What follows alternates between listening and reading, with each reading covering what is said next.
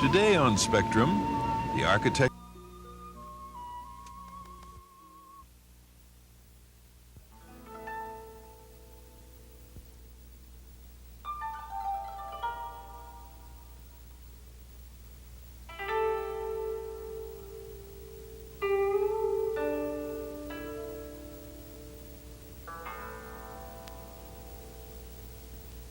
Bonsai, a Japanese tradition.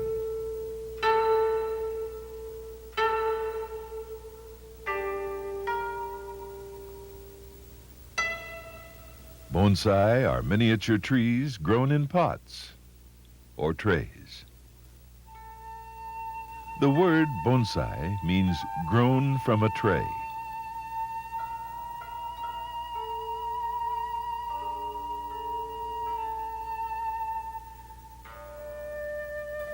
Bonsai originated in China and subsequently developed in Japan. The first specimens of trees dwarfed by nature were collected by the Japanese in the 13th century. From then on, they have been cultivated by man.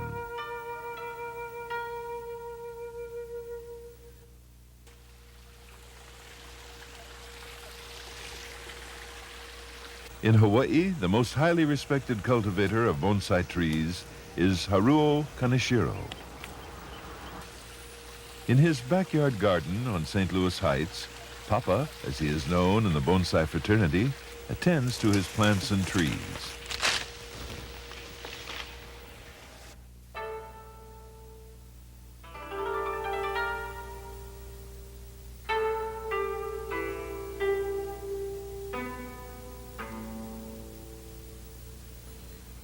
A former restaurant catering manager, 78-year-old Papa Kaneshiro has been growing and shaping bonsai for over 40 years.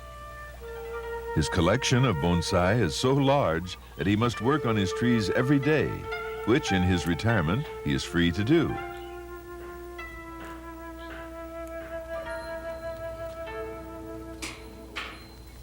One of the objects of bonsai is to train the tree. Flexible copper wire is coiled around branches to direct their growth.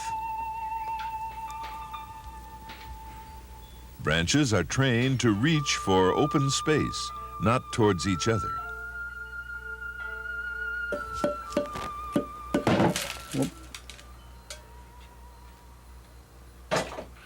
In repotting a bonsai, the roots deserve special attention. When transferred to a shallow display tray, soil is lost and the roots are temporarily endangered.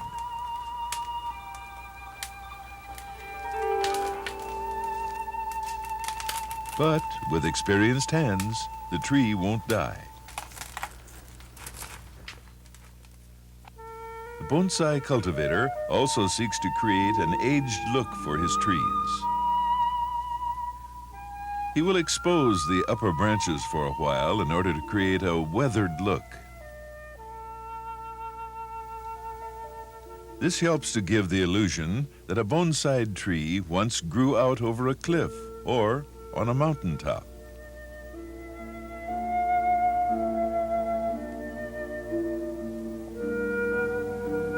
Their beauty is evident, yet they are living and require more than just appreciation. But I don't sell because I'm afraid the guy who buy kill the plants. You know what I mean? You don't know how to take care.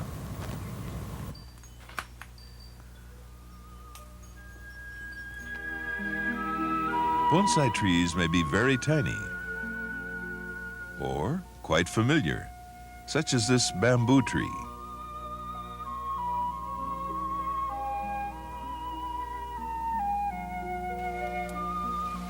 On rare occasions, a bonsai forest may be attempted.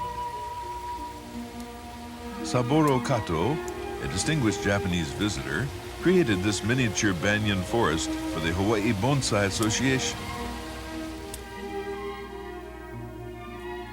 Papa Kaneshiro realizes how fragile bonsai trees can be. Water is vital. If a bonsai tree is not watered daily, it will suffer permanent damage.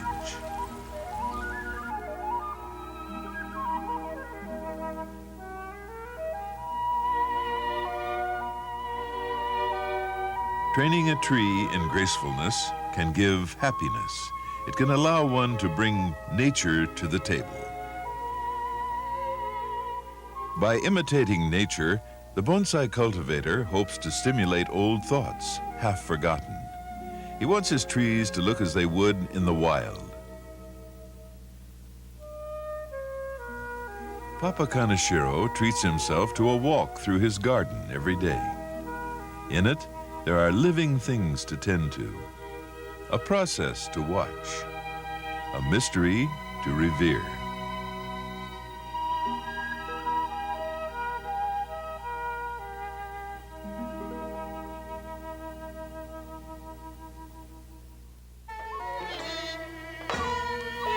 The land of morning calm, Korea. Pearl Buck once called it a gem of a country inhabited by noble people. The setting for this gem is a peninsula of rugged mountains surrounded by China, Russia, and Japan. For centuries, Korea has been considered a conduit for religious thought, cultural developments, and even invading armies. Koreans, of course, during the course of history, had received a great deal of influence from China in many sectors. And of course, Korea was willing to accept when they suited to the Korean traditions and their native culture, and rejected those that were not suited to them. And also another very important role that Korea had played historically was to transmit the higher civilization that had existed in China to Japan, playing sort of a bridge in the cultural the transmissions. Korea has chosen well from these cultural transmissions. Her music, dance, dress, language, and food are remarkably unique. As with other ethnic groups, the Koreans' first contact with Hawaii was in the fields of the sugar plantations. The Hawaii Sugar Plantation Association here in Hawaii had been troubled by the labor force being monopolized by the Japanese. The Chinese had been prohibited from coming into Hawaii, into the United States, because of the Chinese Exclusionary Act. So the HSPT was looking for alternative labor sources, and they found Korea as a convenient supplier of the labor force to Hawaii. And starting from 1903, actually first group of Korean laborers of 103 men and women arrived Honolulu Harbor on January 13th, 1903. And thereafter, the laborers continued to come to Hawaii until middle part of 1905, when Korean government was forced to terminate the emigration of laborers to Hawaii, largely because of the pressure exerted by the Japanese government. When immigration from Korea ended in 1905, 8,000 Koreans made Hawaii home. As soon as the Koreans found the opportunity, they left the fields for the cities and small businesses. I remember one lady who told me that after they opened the laundry shop, one thing they did was every Monday morning, whether they had the business or not, first thing she did when she opened the laundry shop, she struck down the cash register and picked up $1 and went to a bank and deposited it every week, whether she made money or not. The money accumulated in this way, they used to buy apartment house or to run the boarding house. Although the Korean community is among the smallest in size in Hawaii, there are beautiful examples of its cultural contributions. On the east-west campus of Manoa Valley sits the Center for Korean Studies. The building itself demonstrates the Koreans' love for color by using the royal tones of the Yi dynasty.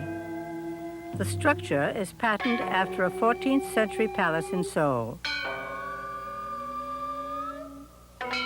In 1974, Korean craftsmen came to Hawaii to build the building, which is marked by lattice work, a deep green glazed tiled roof, and beautifully painted ornamentations. Other expressions of the culture may not be as visible, but when discovered, they are found to be like no other. Music, for instance.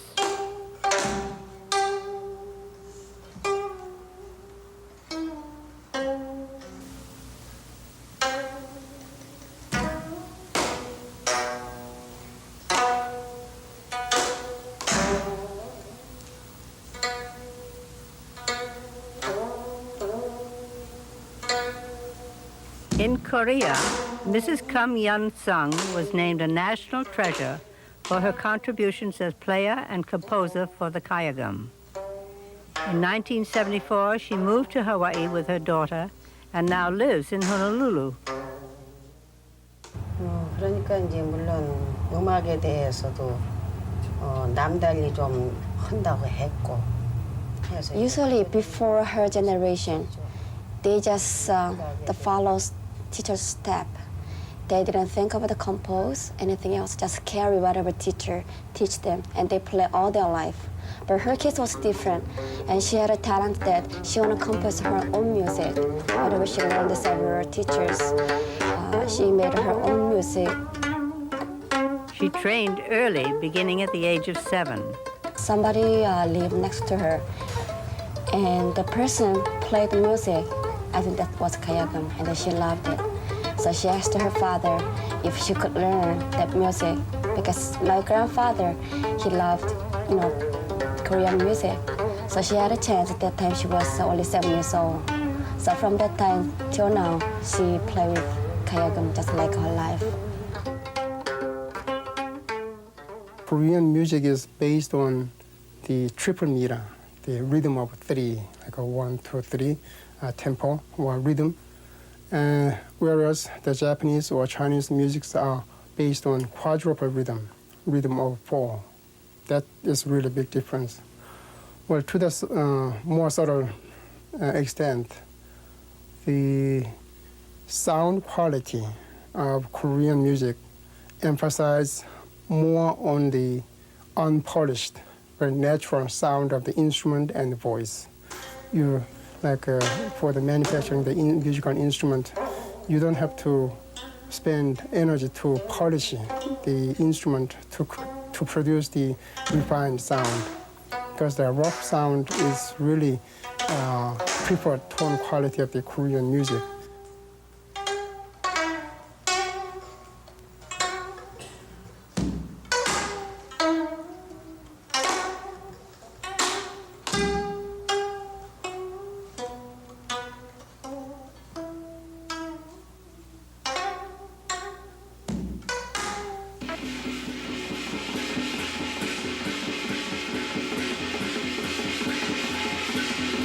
It has been said that dance actually originated in Korea and then migrated to China and Japan.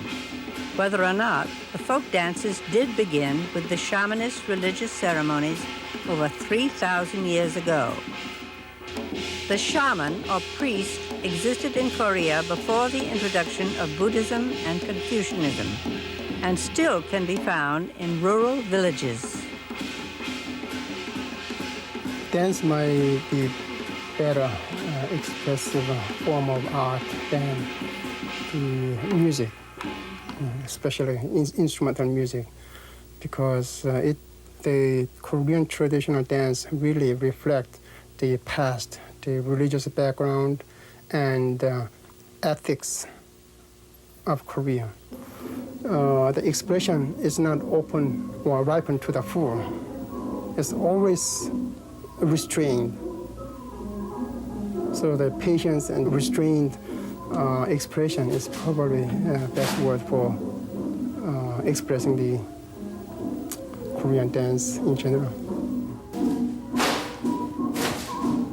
Here in Honolulu, the Korean dance can be found at the Halaham studio. Presently in Korea, Mrs. Ham is helping her students connect with their culture. Living in Americanized society, it's easy for one to forget your background, the history of your ancestors.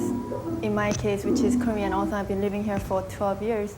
It's one way of keeping in touch and learning the society, the culture, and the discipline of Korean culture.